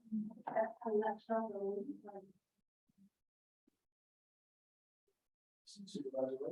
Yes. Sorry, I was indeed the real estate data. Yeah, that's lots of it over here. Yeah, so I'm proud to report that we're very hard with Ian this past Friday, and I totally know about fundraise keep by large margins. I call it. Was that? Yeah, it was gingerbread. Yeah, it was gingerbread. Yeah. So For the. regional housing, no, we're just raising money. Yeah, regional housing partnership, sorry. We had, Ian and I, we built a lot of phone calls, made some really cool connections. I taught him the ways of fundraising. I think I overwhelmed him a little bit with my personality. I hope he gives you a report how much money you have. So I easily raised on Friday and even so today I raised $2,000. Today? Or today? Only No. I raised close to $8,000 probably on Friday, last Friday, and again, another. Well, we bet. A good, yeah. The finest Nelson County chicken dinner. I was hoping for it, but. We do that as well, and we get that with chicken. So that was actually a lot of fun. I think we're gonna do a good job, but I'm gonna put in my piece here. I'm gonna be asking the Nelson County Board of Supervisors to do a contribution as well. I will say I'm gonna ask for $1,000 at least from our board. And I hope you all can do the same. This is really lining up, this conference is lining up to be awesome. I've already, the commentary that I've had in property management companies, developers, other outstanding entities like Virginia Housing, banks. I think I got a couple of banks lined up, which is really neat to see them kind of, like, for example, Truist and Wells Fargo, two entities that I put a lot of pressure on, said you guys are a piece of this conversation and impact a lot of what happens. So getting really good responses. So I was just putting my plug there. I'll be asking our board. I hope you all can do yours. If not, I will, if I am in the hairs of my chin losing to Keith, I will be at your boards asking you.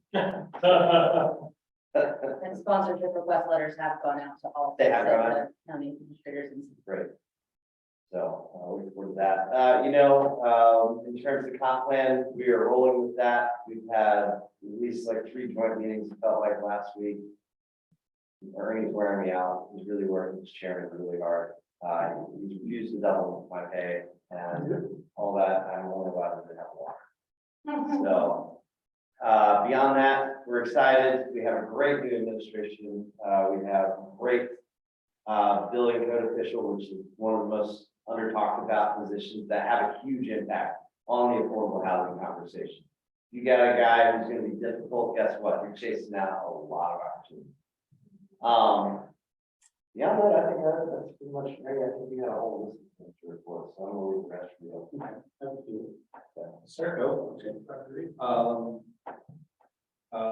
Jesse and I met with our county administrator staff and VDOT reps on 151 corridor study that's going to be going on concurrently with the comp plan. We have the data in time, hopefully, to get into that. We're excited.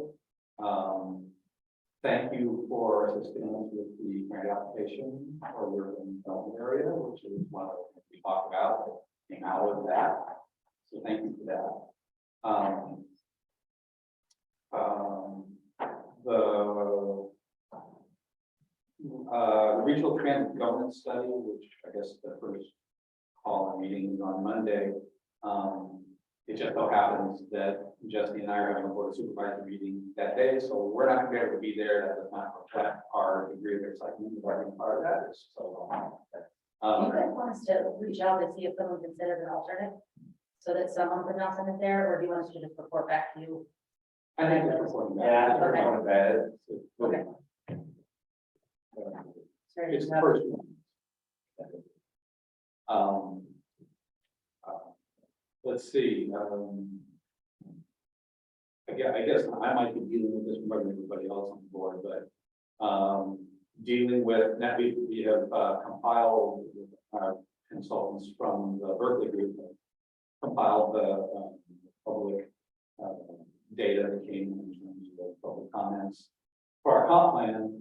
And so one of the challenges it looks like we have in the short term is taking a look at that data now and trying to figure out what we're going to do in the meantime. We've got an old comp plan, changes obviously in terms of priorities the public has, and how to deal with questions.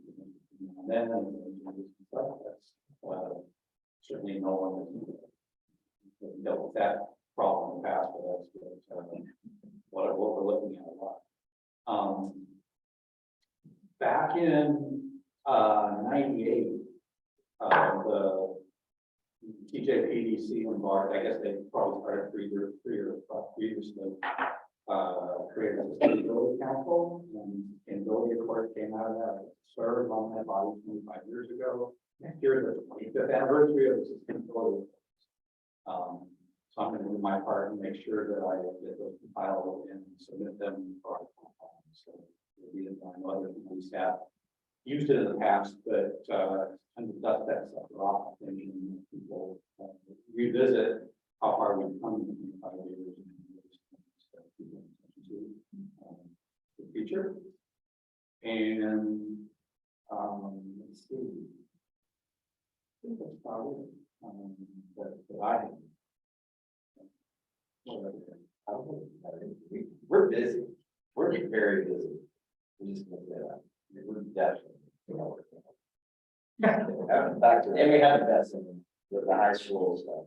We spent $72 million on school. You know, saying $50 million.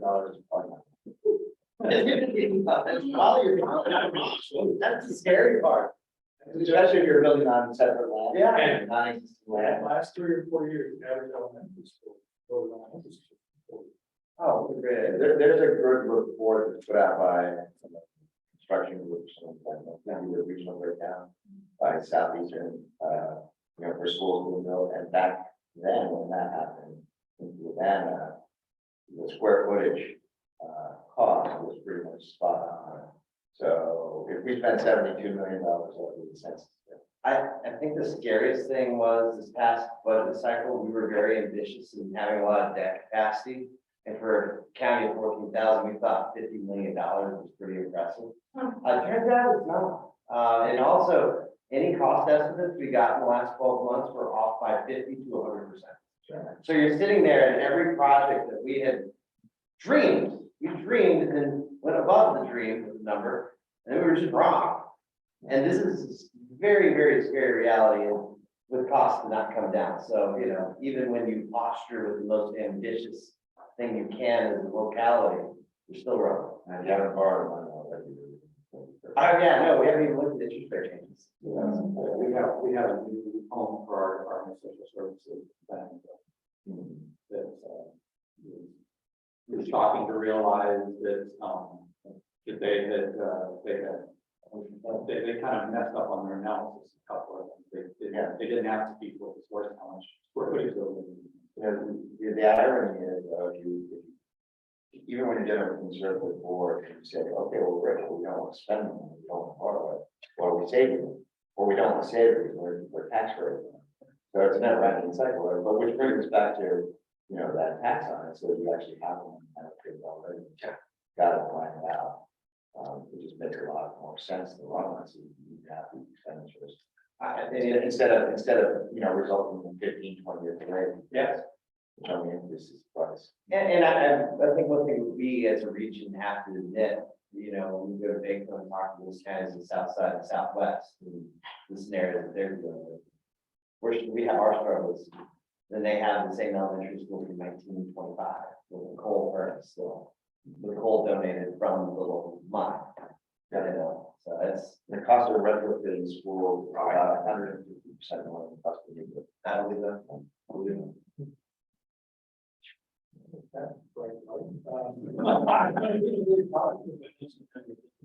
We have, you're not in a lot of humility.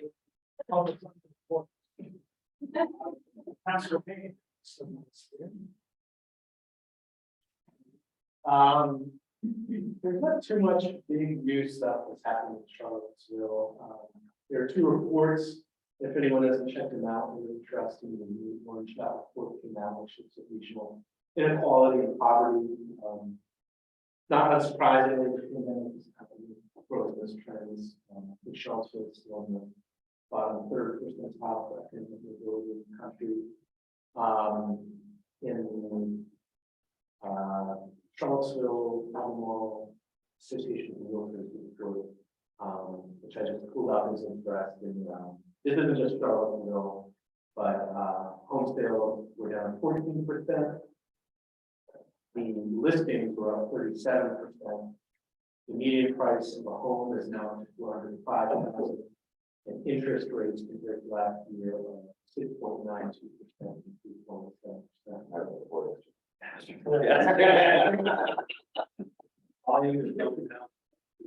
Yeah. Other than that, I mean, the local stuff, the biggest conversation also. Gun violence, unfortunately, followed a murder on 2 weeks ago at Kansas Club, which is just off the downtown mall. And then there have also been shootings in the Army parking lot, drive-by shooting, and then some others. One of those murders was recently solved. And we had a forum on the downtown mall. I wasn't able to attend it, but it was a spirited conversation. But you can see clearly overall crime is still down. That's been a trend for several years. But in 2020, reports of active shooting doubled, and that trend still continues into this year. Shootings are still about doubled from pre-pandemic level. Number of murders is still up, and that's obviously a huge systemic issue that there's no answer to. But because of that recent murder, the back is a top conversation. Much less important, trees. There's 9 trees in the downtown mall being removed, and so they're dead or dying. This is falling down. So there's a tour this afternoon. The information is available online to look at all of the information. For the next year, there's 9 will go down. But yeah, I think that's kind of One thing I would add, sort of from the planning commission side is, we're hard at work on, staff's hard at work on the new zoning ordinance, following our company's plan adoption last year, and so that is happening with the ambitious goal of, staff on the draft ordinance for review at the beginning of January or February sometime for adoption in the spring. That's really ambitious. And then the other thing we're working on, that we're working on climate action plan, for Charlottesville, with ambitious production goals, and a draft is available, on the website, and they're, sharing it and asking for comments.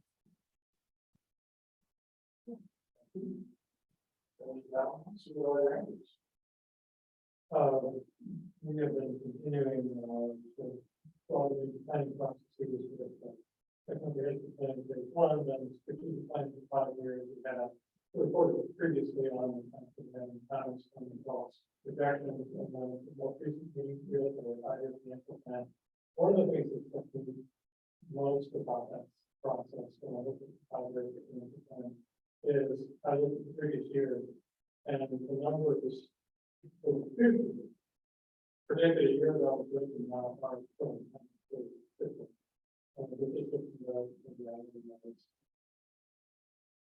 looks like the future doesn't look like it will be.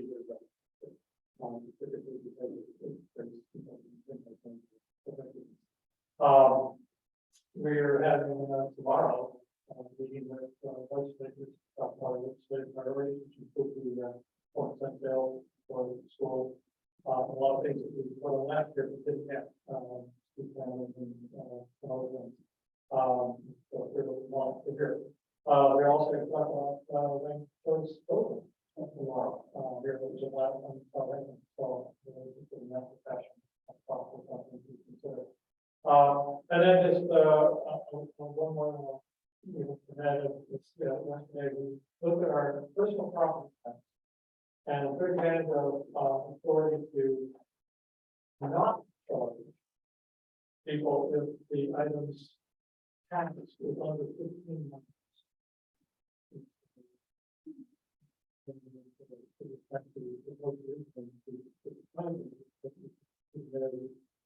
Small bill.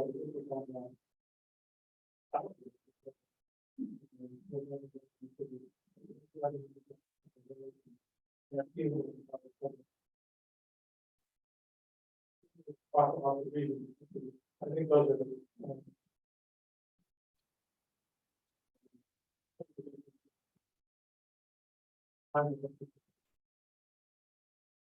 register activity with the state.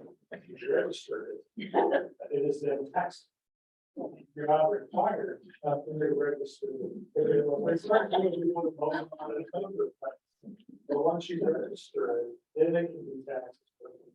If you lose $200, you get a $couple tax bill. That's kind of part of the idea. $15, I think it's going to cost the county about $30,000. And that's before the administrative savings. I don't know that is about 40.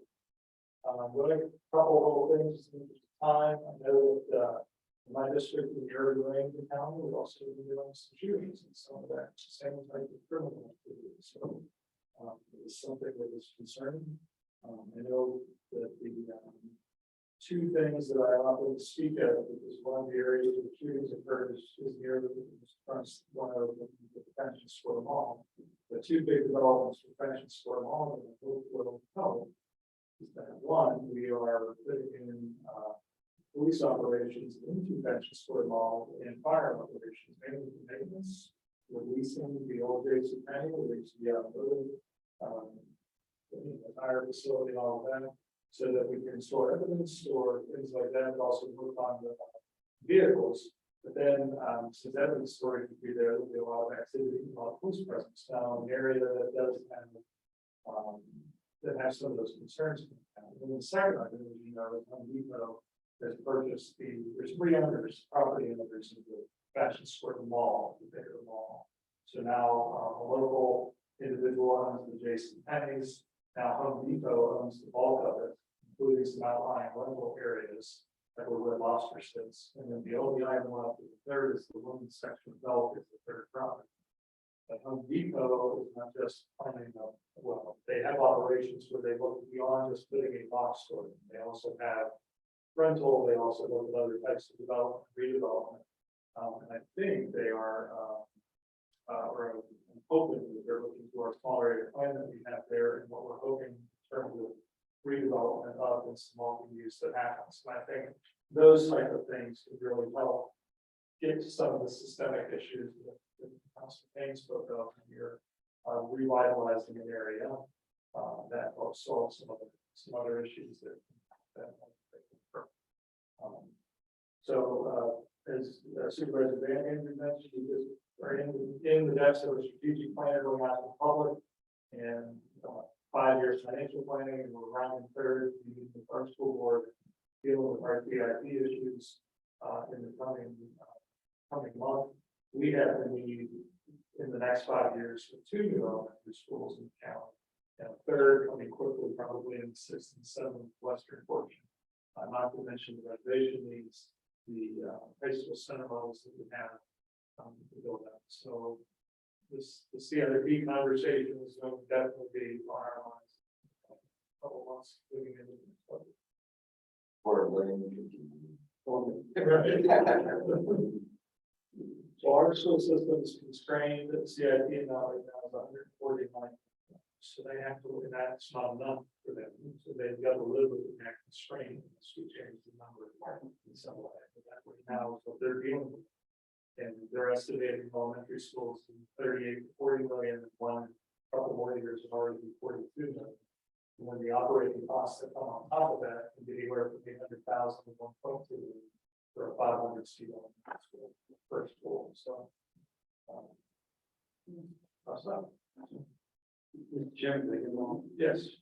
So I just emailed to Christine to hit the press before we came here today, but National Associated Realtors just put out its 2022 profile of homeowners and sellers.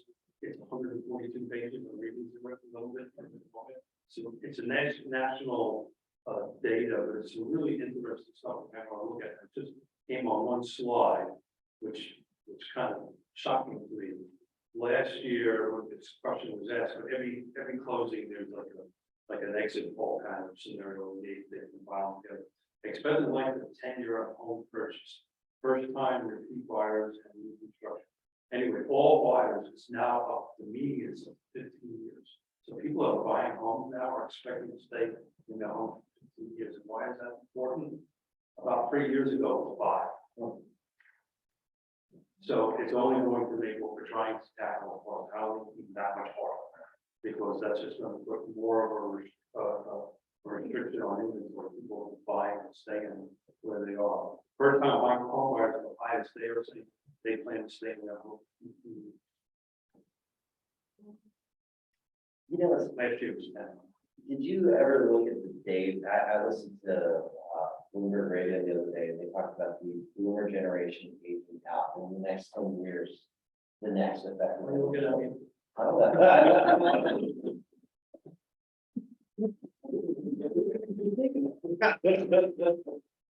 Appreciate everyone working. The updates for the roundtable. So the next meeting is December 1st, and this is heads up. There's no January for your calendars. Be looking forward to seeing everyone again on Saturday, which sounds good. And with that, if you're going to consider there. Second. All in favor, say aye. Aye. Yeah, let's say. Everybody. Yeah, this is your.